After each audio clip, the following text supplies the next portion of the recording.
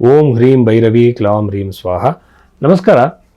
ರಾಶಿ ಭವಿಷ್ಯಕ್ಕೆ ಹೋಗೋದಕ್ಕಿಂತ ಮುಂಚೆ ನನ್ನ ಒಂದು ಅಭಿಪ್ರಾಯ ಏನಂತಂದರೆ, ನಿಜವಾದ ಜ್ಯೋತಿಷಿಗಳು ಯಾರು ಅಂತ ಫಸ್ಟ್ ನಮಗೆ ತಿಳ್ಕೊಬೇಕಾಗತ್ತೆ. ಇಲ್ಲಿ ಹೇಗೆ ಅಂತಂದರೆ, ಮೊದಲನೇದಾಗಿ ಜ್ಯೋತಿಷ ಆದವನು ನೀವೊಂದು ಸಮಯ ಕೊಟ್ಟಾಗ ಆ ಬರ್ತ ಸಮಯ ಆ ಲಗ್ನಕ್ಕೆ ಮ್ಯಾಚ್ ಆಗ್ತಿದೆ ಅಂತ ನೋಡಬೇಕು. ಈಗ ಲಗ್ನಗಳು 12 ಇರುತ್ತೆ. 12 ಲಗ್ನಗಳಲ್ಲಿ ನಿಮ್ಮ ಲಗ್ನ ಯಾವುದು ಅಂತ ನೋಡಬೇಕು. ಯಾಕೆಂದರೆ ಲಗ್ನವಿಲ್ಲದೆ ಭವಿಷ್ಯವನ್ನು ಹೇಳೋಕ್ಕೆ ಸಾಧ್ಯ ಇಲ್ಲ. ಈಗ ನಿಮ್ಮ ಜಾತಕದಲ್ಲಿ ಡೈವರ್ಸ್ ಇದೆ ಅಂತ ಅನ್ಕೊಳ್ಳೋಣ. ಸೊ ಎಲ್ಲರೂ ಹೇಳ್ತಾರೆ ಡೈವರ್ಸ್ ಇದೆ, ಆ ದೋಷ ಈ ದೋಷ ಅಂತ ಹೇಳ್ತಾರೆ. ಬಟ್ ಯಾವಾಗ ಇದೆ? ಒಂದು ವೇಳೆ ದಶೆಯಲ್ಲಿ ಆ ಸಮಯ ಬಂದಿಲ್ಲ ಅಂದರೆ ಡಿವೋರ್ಸ್ ಆಗಲ್ಲ. ಸೊ ಇದನ್ನೆಲ್ಲ ನಾವು ಗಮನಿಸಬೇಕಾಗತ್ತೆ. ಆಮೇಲೆ ಅದಕ್ಕೋಸ್ಕರ ನಿಮ್ಮ ಜೀವನದಲ್ಲಿ ನಡೆದಿರುವಂತಹ ಹಲವಾರು ಘಟನೆಗಳನ್ನು ಆತ ಮ್ಯಾಚ್ ಮಾಡಬೇಕು. ಮ್ಯಾಚ್ ಮಾಡಿ ನಿಮ್ಮ ಲಗ್ನವನ್ನು ಕಂಡಿಡಿದು ಅನಂತರದಲ್ಲಿ ಭವಿಷ್ಯವನ್ನು ನಿರೂಪಣೆ ಮಾಡಬೇಕು. ಇದು ಮೊದಲನೇದ ವಿಚಾರ. ಎರಡನೇದಾಗಿ ಬಂದು ಜ್ಯೋತಿಷ ಆದವನು ಬಹಳ ಮುಖ್ಯವಾಗಿ ಪ್ರಶ್ನೆಶಾಸ್ತ್ರವನ್ನು ಅವಲಂಬಿಸಬೇಕಾಗತ್ತೆ, ಅಷ್ಟಸಾಮುದ್ರಿಕ ಅವಲಂಬಿಸಬೇಕಾಗತ್ತೆ. ಇದ್ರ ನಂತರದಲ್ಲಿ ಪರಿಹಾರಗಳನ್ನು ಹೇಳುವಾಗ ನಿಮ್ಮ ಸಮಸ್ಯೆಗೆ ಪರಿಹಾರ ಈಗ ಕ್ರಿಯಾಮಾನ ಕರ್ಮ, ಪ್ರಾರಬ್ಧ ಕರ್ಮ, ಸಂಚಿತ ಕರ್ಮ ಅಂತಿದೆ. ಈ ಕರ್ಮದಲ್ಲಿ ಬದಲಾವಣೆ ಯಾರಿಂದಲೂ ಮಾಡೋಕ್ಕೆ ಸಾಧ್ಯ ಇಲ್ಲ. ಕ್ರಿಯಾಮಾನ ಕರ್ಮದಲ್ಲಿ ಕೆಲವು ಬದಲಾವಣೆಗಳನ್ನ ನಿಮ್ಮ ವ್ಯಕ್ತಿತ್ವದಿಂದ, ನಿಮ್ಮ ನಡವಳಿಕೆಯನ್ನು ಬದಲಾವಣೆ ಮಾಡ್ಕೊಳ್ಳೋದ್ರಿಂದ ಅದು ಕೂಡ ಒಂದು ಪರಿಹಾರನೇ. ಎಲ್ಲದಕ್ಕೂ ದೇವಸ್ಥಾನಕ್ಕೆ ಹೋಗುವಂಥ ಪರಿಹಾರ ಅಲ್ಲ. ಜಮ್ ಸ್ಟೋನ್ಸು, ನ್ಯೂಮರಾಲಜಿ, ಟ್ಯಾರೋಟ್ ಕಾರ್ಡು, ಆಮೇಲೆ ವಾಸ್ತುವಿನ ಬಾಲಿಶವರು ಪರಿಹಾರಗಳನ್ನ ಕೊಟ್ಟು ನಿಮ್ಮ ಜೀವನನೇ ಬದಲಾವಣೆ ಆಗುತ್ತೆ, ನಿಮ್ಮ ಹಣೆ ಬರನೇ ಬದಲಾವಣೆ ಅಂತ ಹೇಳೋದು ಬಹಳ ಸುಳ್ಳು. ಇದು ಜ್ಯೋತಿಷ್ಯಕ್ಕೆ ಮಾಡುವಂಥ ದ್ರೋಹ.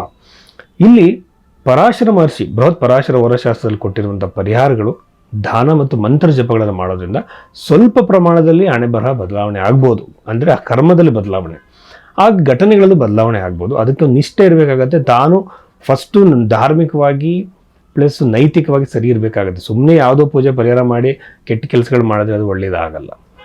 ಈ ಥರ ಪರಿಹಾರಗಳನ್ನ ನೋಡಬೇಕು. ಜಮ್ ಸ್ಟೋನ್ಸು, ನ್ಯೂಮರಾಲಜಿ, ಟ್ಯಾರೋಟ್ ಕಾರ್ಡ್ ಥರದ ವಾಸು ಥರದ ಬಾಲಿಶ ಪರಿಹಾರಗಳಲ್ಲ. ಇಷ್ಟು ಗಮನದಲ್ಲಿ ಇಟ್ಕೊಂಡು ಜ್ಯೋತಿಷ ಹತ್ರ ನೀವು ಹೋಗಬೇಕಾಗುತ್ತೆ. ಧನುಸ್ಸು ರಾಶಿಗೆ ಸಂಬಂಧಪಟ್ಟಂತೆ ನಾವು ಹೇಳೋದಾದರೆ, ಈ ವಾರದಲ್ಲಿ ಬಹುಮುಖ್ಯವಾಗಿ ವಿವಾಹಕ್ಕೆ ಸಂಬಂಧಪಟ್ಟಂತಹ ನ್ಯೂಸ್ಗಳನ್ನು ಕೇಳೋ ಸಾಧ್ಯತೆ ಹೆಚ್ಚು. ವಿವಾಹ ಆಗ್ಬೋದು, ಎಂಗೇಜ್ಮೆಂಟ್ ಆಗ್ಬೋದು, ಸಂಬಂಧ ಬರ್ಬೋದು, ಒಳ್ಳೆಯ ಸಂಬಂಧನೇ ಬರ್ಬೋದು, ಅಥವಾ ವಿವಾಹಕ್ಕೆ ಸಂಬಂಧಪಟ್ಟಂತೆ ನೀವು ಓಡಾಟ, ನಿಮ್ಮ ಹತ್ತಿರದವರ ಮದುವೆಗಳಿಗೆ ನೀವು ಓಡಾಡ್ಬೋದು. ಮಲ್ಟಿಪಲ್ ಆಗಿ ನೀವು ಇಂಟರ್ಪ್ರಿಟ್ ಮಾಡ್ತಾ ಹೋಗ್ಬೋದು.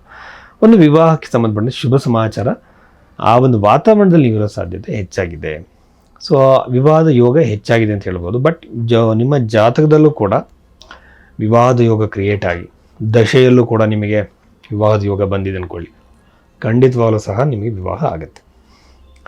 ಇನ್ನು ಎರಡನೇದಾಗಿ ನಾವು ಹೇಳೋದಾದರೆ, ನಾವು ಯಾವುದೇ ಒಂದು ಮನೆಗೆ ಹೋದ್ರೆ ವಾಸ್ತುವನ್ನು ನೋಡೋಕ್ಕೆ, ವಾಸ್ತುಶಾಸ್ತ್ರಕ್ಕೆ ಮುಂಚೆ ಪ್ರಶ್ನೆ ಕುಂಡ್ಲಿಯನ್ನು ಹಾಕ್ತೀವಿ. ಪ್ರಶ್ನೆ ಕುಂಡ್ಲಿ ನೋಡಿದಾಗ ರಾಹು ಕೇತುಗಳ ಪ್ಲೇಸ್ಮೆಂಟನ್ನು ನೋಡ್ತೀವಿ.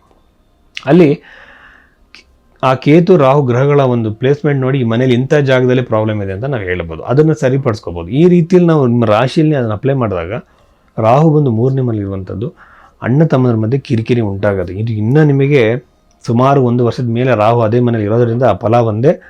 ಅಣ್ಣ ತಮ್ಮಂದರ ಮಧ್ಯೆಯಲ್ಲಿ ಕಿರಿಕಿರಿ, ಟೆನ್ಷನ್ಗಳು ಸ್ಟಾರ್ಟ್ ಆಗುತ್ತೆ.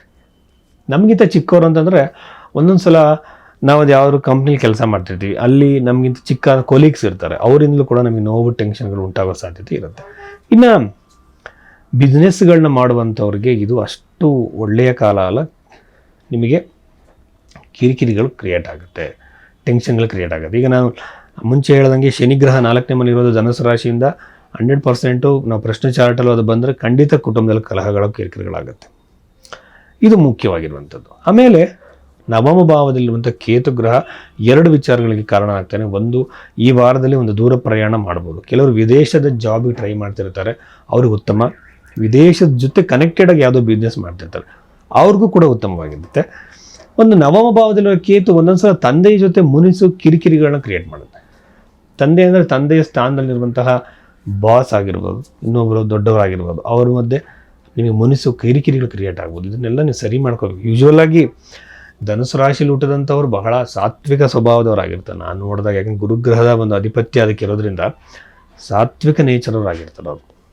ಆದರೂ ಸಹ ಕೆಲವು ನೆಗೆಟಿವ್ ಕಾಂಬಿನೇಷನ್ಸ್ ಇಲ್ಲದೇ ಇಲ್ಲ.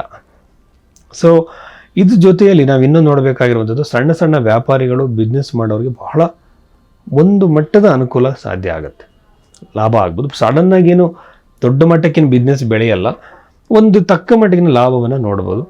ಆದರೆ ಪಾರ್ಟ್ನರ್ಶಿಪ್ ಬಿಸ್ನೆಸ್ಗಳು ಮಾಡ್ತಿರೋರಿಗೆ ಬಹಳ ಅನುಕೂಲ ಆಗುತ್ತೆ. ಮತ್ತು ಒಂದು ವೇಳೆ ಯಾರಾದರೂ ಕಾಂಪಿಟೇಟಿವ್ ಎಕ್ಸಾಮ್ಸ್ಗಳಿಗೆ ಹೋಗ್ತಾ ಇದ್ದರೆ, ಇಂಟರ್ವ್ಯೂಗಳು ಕೊಡ್ತಾ ಇದ್ದರೆ, ಅವ್ರಿಗೂ ಕೂಡ ಬಹಳ ಯಶಸ್ಸು ಸಿಗೋ ಸಾಧ್ಯತೆ ಇದೆ.